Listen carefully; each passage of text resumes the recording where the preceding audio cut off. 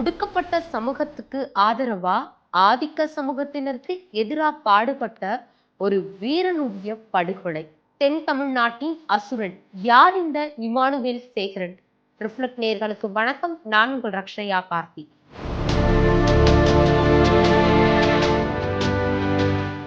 1957 ராமநாதபுரம் காடமங்கலத்துல ஒரு இறந்த மூதாட்டியோடைய உடலை பிரதான சாலைக்குள்ளார அனுமதிக்க கூடாது அப்படிங்கிற வகையில ஆதிக்க சமூகத்தினர் ஒரு பிரச்சனையை பண்ணிட்டு இருக்காங்க. அந்த இடத்துக்கு வந்த 33 வயதான இளைஞர் மாவட்ட ஆட்சியரை வர வச்சு இந்த ஒரு பிரச்சனைக்கு தீர்வு காண்றாரு. அந்த இளைஞன் செஞ்ச இந்த ஒரு செயல் அங்க ஒரு மிகப்பெரிய தீர்வா அமைஞ்சிருந்தாலும் அங்க சுத்து வட்டாரத்துல இருக்கக்கூடிய மக்களுக்கு அந்த இளைஞன் மேல ஒரு மிகப்பெரிய எதிர்ப்பும் கோபமும் உருவாகுது. அந்த இளைஞர் வேற யாரும் இல்ல, இமானுவேல் சேகரன் அவர்கள் தான். இந்த பிரச்சனைக்கு ஒரு நல்ல தீர்வை கொடுத்துட்டு அங்கிருந்து கிளம்பின அந்த இளைஞருக்கு தெரியாது, அதுல இருந்து இன்னும் கொஞ்ச காலத்திலேயே தனக்கே ஒரு மிகப்பெரிய அசம்பாவிதம் நடக்க போகுது. ராமநாதபுரம் மாவட்டம் முதுகுளத்தூர் வட்டம் செல்லூர் கிராமத்துல அக்டோபர் 9, 1926 பாத்தியாருக்கு மகனா பிறந்தவர் தான் இமானுவேல் சேகரன். கால்பந்து வீரரா இருந்த இவரு சின்ன வயசுல இருந்தே இந்திய விடுதலைக்காக போராடக்கூடிய ஒருத்தரா இருந்திருக்காரு. அந்த வகையில வெள்ளையனே வெளியேறு இயக்கத்துல கலந்துக்கிட்டு தன்னுடைய 18வது வயசுல சிறைக்கும் போயிருக்காரு. இதை தொடர்ந்து திரும்பி பள்ளிக்கு போனா சிறைக்கு போனதால பள்ளியில அனுமதியை மறுக்கிறாங்க. இதை தொடர்ந்து 1945 ராணுவத்துல ஈடுபடுறாரு. ராணுவத்துல தன்னுடைய பணியையும் ஆரம்பிக்கிறாரு.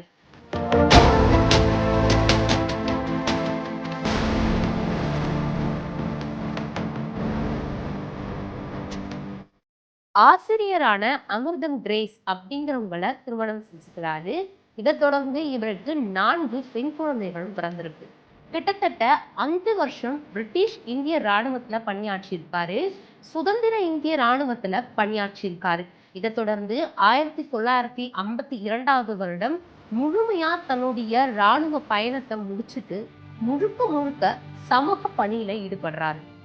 எங்கெல்லாம் ஒடுக்கப்பட்ட மக்களுக்கு கஷ்டம் இருக்கோ, அவங்க எப்படியெல்லாம் எந்தெந்த இடத்துல கொடுமைப்படுத்தப்படுறாங்களோ அந்த இடத்துக்கு போய் அவங்களுக்கான ஒரு தீர்வு கண்டுபிடிக்கிறாரு. இதை தொடர்ந்து காமராஜர் அவருடைய வேண்டுகோளுக்கு இணங்க காங்கிரஸ் கட்சியிலையும் இணைகிறாரு. அங்கேயும் ஒடுக்கப்பட்ட மக்களுக்கான கல்வியில முழுக்க முழுக்க நிறைய உதவிகளை செய்யறாரு.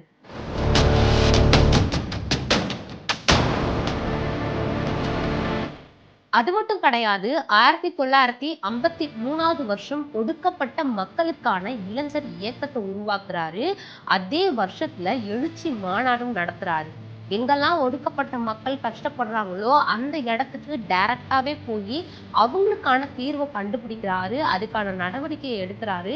தொடர்ந்து பல போராட்டங்களை நடத்துறாரு. விழிப்புணர்வு நாடகங்களும் எந்தெந்த இடத்துக்கு தேவையோ அந்த இடத்துல எல்லாம் நடத்துறாரு. இந்த வேலையில தான் நான் ஆரம்பத்திலேயே சொன்ன மாதிரி 1957 ராமநாதபுரம் மாவட்டத்தை சேர்ந்த காடமங்கலம் அப்படிங்கிற ஒரு பகுதியில இறந்த ஒரு மூதாட்டியோடைய உடலை பிரதான சாலையில அனுமதிக்க மறுக்கிறாங்க ஆதிக்க சமூகத்தினர். அதுக்கு எதிராக போராடி அதுக்கு ஒரு தீர்வு கொடுத்த இமானுவேல் சேகரன் அவர்கள் அங்க இருக்கக்கூடிய மக்களுக்கு ஒரு மிகப்பெரிய எதிரியா உருவெடுக்கிறாரு. என்னதான் இந்த பிரச்சனைக்கு ஒரு முடிவு கிடைச்சாலும் இந்த ஒரு சம்பவம் அங்க ஒரு மிகப்பெரிய தீயா பிரச்சனையுடைய ஆரம்ப புள்ளியா ஆரம்பிச்சிருக்கு. இதை தொடர்ந்து இதோடைய விளைவா செப்டம்பர் 5ஆம் தேதி ஒடுக்கப்பட்ட மக்கள் குடிக்கக்கூடிய குடிநீர்ல அசுத்தத்தை கலக்குறாங்க ஆதிக்க சமூகத்தினர். இதை தொடர்ந்து ஒரு மிகப்பெரிய பதட்ட நிலையே ஆரம்பிக்குது. இந்த வன்முறையில மட்டுமே கிட்டத்தட்ட 42 பேர் கொல்லப்படுறாங்க. இந்த பிரச்சனை ரொம்ப பெருசா மாறக்கூடாது அப்படிங்கிற வகையில மாவட்ட ஆட்சியர் ஒரு அமைதி பேச்சுவார்த்தைக்கு முடிவெடுக்கிறாரு. அது சார்ந்த சில விஷயங்களும் செய்ய ஆரம்பிக்கிறாரு. அந்த வகையில முக்குளத்தூர் சார்புல முத்துராமலிங்க தேவர் அவர்களும் தேவேந்திர குல வேளாளர் சார்புல இமானுவேல் சேகரன் அவர்களும் கலந்துக்கிறாங்க. இதை தொடர்ந்து இந்த ஒரு பேச்சுவார்த்தைக்கு அப்புறமா இமானுவேல் சேகரன் அவர்கள் வேலுச்சாமி நாடார் அவர்களுடைய வீட்டுல தங்குறாரு. அங்கேயே அந்த இரவு இருக்கிறாரு.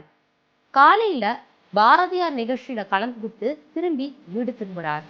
இந்த ஒரு சமயத்துல அடையாளமே தெரியாத 6 பேர் இமானுவேல் சேகரன் அவர்கள் வெட்டி கொண்டாங்க.